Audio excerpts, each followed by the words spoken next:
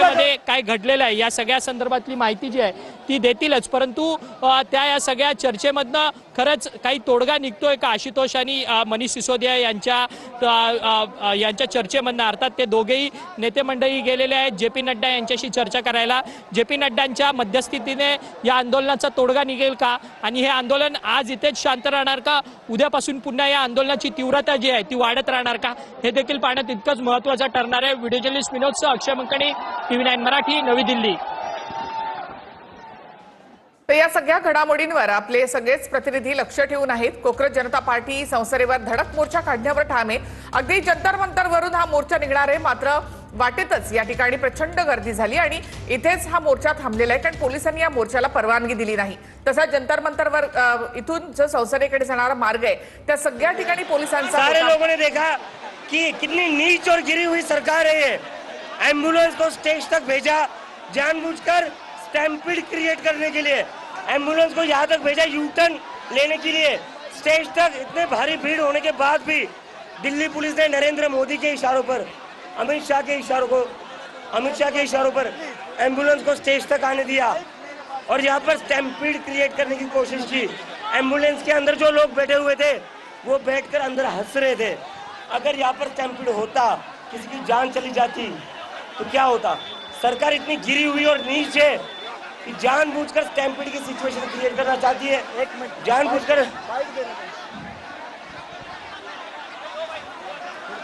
जानबूझकर chaos create करना चाहती है।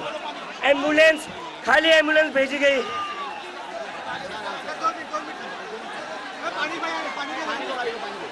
खाली एम्बुलेंस को स्टेज तक भेजा गया 20-30 हजारों के लोगों के बीच में स्टैम्पीड जैसी सिचुएशन क्रिएट करने के लिए। नरेंद्र मोदी की ये बहुत ही नीच और गिरी हुई हरकत है। आप सब लोग मीडिया वाले दिखाए ये फुटेज जो एम्बुलेंस अभी आई थी। ये सरकार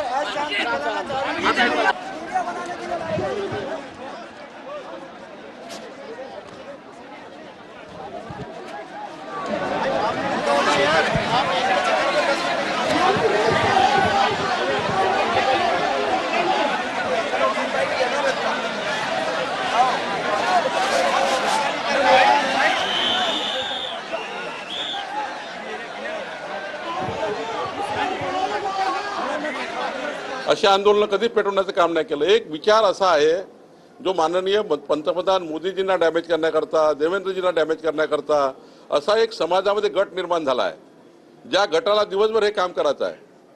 आणि त्यामुळे हे कॉकरेजचं आंदोलन हे काही नौटंकी आहे। काही मुद्दे मिळत नाही म्हणून या ठिकाणी युवकांच्या मनात एक द्वेष निर्माण करण्याचं कट कारस्थान चालू आहे।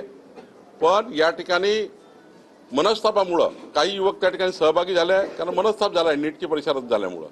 पण याचा अर्थ असा नाही सरकारने यावर काही कारवाई केली नाहीये। काही आमच्या मंत्र्यांनी पेपर लीक केला का? काही चंद्रशेखर बावनकुळे किंवा धर्मेंद्र प्रधानजींनी काही पेपर लीक केला का? सिस्टीममध्ये एखाद्याने बदमाशी केली, त्या बदमाशीचं भुगतमान त्याला मिळालं, सरकारने त्यावर कडक कारवाई केली की नाही केली? तर कडक कारवाई केली। सरकार यापुढे कडक बंधन आणले की नाही आणले?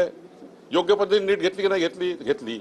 खरं तर तुम्ही सुधारणा करा, सुधारणा सुचवा, पण या पद्धतीचं ज्या ठिकाणी सरकारने ऑलरेडी ज्या कॉग्निशन घेतलेल्या आहेत आणि तुम्ही मंत्र्याचा राजीनामा मागून या ठिकाणी राजकारण करताय।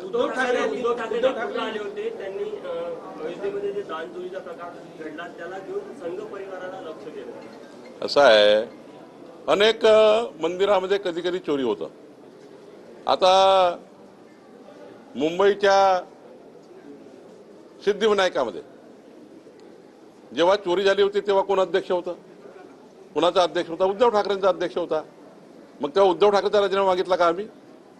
तिथे काम करणारा व्यवस्थित चूक झाली। उद्या कोराडी महालक्ष्मी आहे, मी त्या ठिकाणी आता अध्यक्ष होता, आता मी ट्रस्टमध्ये नाही आहे, आता अध्यक्ष नाही आहे, मी आता राजीनामा दिला आहे। पण उद्या तिथले अध्यक्ष आहेत आणि एखाद्या कर्मचाऱ्याने समजा तिथली चोरी केली तर अध्यक्षाचा राजीनामा घ्यायचा का? त्या कर्मचाऱ्यावर सजा झाली पाहिजे, त्याला जेलमध्ये टाकलं पाहिजे। सेम राम मंदिरात काही झालं असेल, अयोध्येला झालं असेल, त्याच्या लोक पकडले गेले, कडक कारवाई केली, यानंतर चोरी होण्याच्या कडक बंधन त्या ठिकाणी कसं करता येईल ते बघितलं। एखाद्या मंदिराच्या कर्मचाऱ्यांनी चोरी केली त्याला अध्यक्षाला राजीनामा मागताय? एखाद्या सिस्टीममधल्या नीटमधल्या एखाद्या पेपरच्या फुटीमध्ये काय असलं त्याला मंत्र्याला राजीनामा मागताय? हे जे राजकारण चालू आहे ना उद्धव ठाकरे ज्या लोकांचं, हे नौटंकी आहे।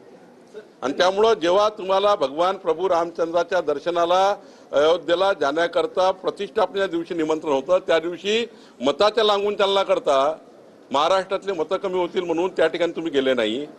तुम्ही भगवान प्रभू रामचंद्राचा तिरस्कार आयुष्यभर केला आणि आता तुम्ही त्या ठिकाणी असे आंदोलन करून या ठिकाणी काही मिळणार नाही आहे, काही भेटत नाही आहे. आंदोलनामध्ये तेच लोक आहे, काही जनतेला काही संबंध नाही आहे. जनतेला